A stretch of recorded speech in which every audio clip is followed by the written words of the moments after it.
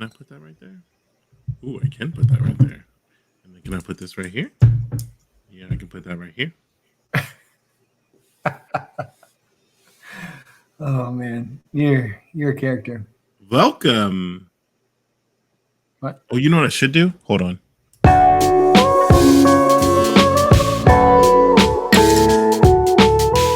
Let's get into it. Couple drinks and here we go. What's up, everybody? Welcome back. This is Whiskey Happens. Garrett Johnson, stop talking over top of me when I'm introducing us. I said one word and that was it. Twice. Oh man. Oh, this is going to be a good episode because I think Garrett and I had been drinking just a little bit prior to this episode. So yeah, today we will be talking about 4 bourbons, 50 or under, that we think you should have in your collection because we really enjoy them and they'll round out your collection at $50. Yeah, we started this series many months ago. Yeah. And then tapered off. So we did 20, we did 30, we did 50, or no, we did 40. Now we're back at 50. And these are just things that we have in our collection that we like. I would say one of the 2 choices I'm going to show you in a sec. Something recent, but I've also recently learned something about myself. If you guys have been following this channel, is that I like a certain proof point. Yeah. And this really showcases it. However, if you are new here, please, if you like the content, click subscribe. If you happen to like this video, also, if you're so inclined, click like. We'd love to hear that. Any feedback down in the comments is always greatly appreciated. We only aim to get better at what we're doing here. Yeah. And I definitely would say that I think it's a good time to bring this back up and actually start going up because if you've noticed in the bourbon community or the bourbon world, there's a lot of bottles that are now creeping up in price. Now, granted, there's still a lot of great bottles that are cheaper, but I actually think once you get past 50, it becomes that real, you start really tailoring what you like because they tend to get a bit more expensive, but also a bit more intricate in what they're trying to actually do as a bourbon. So I think it'd be interesting. I think if you guys like this, like Garrett said, leave us a comment below. We'll do 60, 70, 80. We'll go all the way up to 100 and plus because there are some good bottles that are over $100 that we would recommend you getting. Okay. You heard it from Travis first. 100 plus. Here we come. What do you got on your list? What's your number one? First up, this is one that I do hold near and dear. And the reason why it's in the 50 and below category is because the price does fluctuate. In some locations, it is allocated. However, not everywhere it's allocated. However, the price does fluctuate. So I've seen it as much as 60. I've seen it at retail for $35. It's Henry McKenna, bottled in bond. I'm not sure how well that focus is, but there you go. 10-year bourbon, 100 proof. I think that even if you do snag it at $45.50, it is a great purchase. Like I said, SRP is completely different from what you've seen it for. But however, and this is what I was saying about before, I've learned that I have way more 100 proof bottles on my shelf than anything else. And it's just something I'm leaning into. So if you're part of the 100 proof club, I am definitely recommending this bottle to you. Travis? It's awesome. Yeah, so I will go with my typical rye. So I've gotten into ryes over the last year. If you guys have watched the channel, I really enjoy ryes. This is I don't think it'll focus in, but rare breed. Wild Turkey rare breed rye coming in right at $50. I think it's like $46, $47 in most places. Some places it's allocated as well. Like sometimes it's hard to find that one, but if you can find it, if it's on your shelf, I would grab it. Even if you don't like ryes, this is a decent rye to get you into liking ryes. It's not super spicy. It's coming in at 112 proof. Like I said, I drink rare breed all the time. I think Wild Turkey is underestimated, and I think a lot of people skip a lot of their products. But they're doing a lot of great things over there. And that one, to me, is an easy sipping rye that you can just drink whenever you want. Fair enough. I've never actually had rare breed rye. However, Mr. McConaughey would be happy to know I am willing to try it. Uh, that brings me to my next selection, which is controversial at the very least.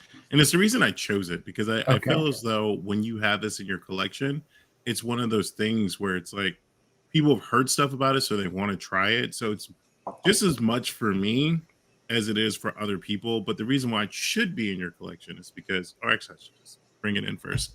Uh, Dickel Bottled and Bond. Yes, another Bottled and Bond. This one by way of Tennessee. There you go. Whether you're a Dickel fan or not, I will say this is the 13 year. I know that either 2020 or 2019 had the 11 year. This is a 13 year. 11 years where you heard the Flintstone vitamin or mineral taste or Mhm. whatever things you read about on Reddit or your Facebook groups.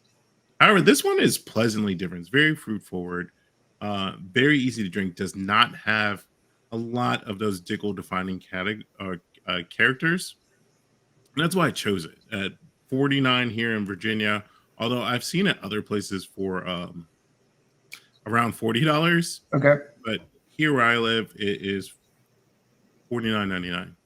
That's a And surprising one for me, for you to pick, because both of us aren't huge Tennessee whiskey fans. Like we like Tennessee whiskey, and there's some that come out. You know, we both love Chattanooga. You're a big fan of Uncle Nearest. Uncle Nearest. Yep, you jumped on before I could. So there are some that are out there that we have really enjoyed, but that is surprising to me that you picked that one. So that's awesome. Yeah, I think that I forget the last time we talked about Diggle on the show. It was either a 9 year or 15 year, Hmm. and that definitely did not do anything for us, either one of us. Am I No, speaking for you incorrectly? no, you're right. Okay. Um, However, when I tasted this at a bar originally, and I was like, you know what, that isn't bad. Like it's not your typical Dickel, and that's why I think that again, if you had George Dickel Bottom Bond on your shelf, one, it's a nice 13 year just to have and be like, if you're age hound, you're like, oh, I have it 13 Mhm. years right here. It's only $50. As well as people who are bourbon drinkers and are like, I'm not going to buy a George Dickel product for $50. Maybe you can persuade those people to be like, hey, this is so different than what you would typically expect from a Dickel product. Well, here, my last one is super easy to find. Anyone can find this. This is on every shelf, pretty much everywhere, and that is Four Four Roses single, Roses. Four Roses single barrel, 100 proof. Um, MSRP is about $45 for most places. It ranges based upon if you get a store pick. That's another thing. That one, a lot of people do store picks on. So I've got a few store picks on that. But for me, that is just an easy drink. Like everyone should have that on their shelf at home. It's so easy. You can make cocktails with it. You can drink it straight, put it on the rocks. At 100 proof, it really doesn't bite back. And I've always had a Four Roses single barrel on my shelf for as long as I can remember. I I too. Yeah, I was gonna say, am I Yeah. wrong? But yeah, I have one right back there. Yeah. Yeah, I do know people get obsessed about Woodrick House and the codes on the bottles. I'm Hmm. not a OFEDS collector. I believe that's all the right letters. If Yep. not, oh well, I tried. However, whether you find those magical Rick House letters or not, I do think 9 times out of 10, Four Roses single barrel was great. I still no, not right now, but I recently have had just about regular Four Roses Yeah. in my collection. Because when I first moved to Texas, we made I worked at a stadium. We made like every cocktail with Four Roses. So that was the one easiest bottle to nip on or make disappear. Sorry, guys. Hmm. And, so it's got a fond place in my heart. Good No, choice. no, you're right. I mean, the way I look at it is you've got between the normal, just bottom shelf Four Roses, single barrel, small batch. I mean, I've got them all in my shelves, and because they all have different purposes and they all serve different things depending on what I'm doing with it. So it's just an easy bourbon, like you said, to kind of mix drinks with or do really whatever with. So, but yeah, that would be our list of the 4. I think we've kind of rounded out the group and kind of given you different areas to go. But like we said, go try things at your different the different bars. Mm-hmm. Give it an opportunity before you buy it sometimes, especially once we start getting up in price. Now you're getting into 50.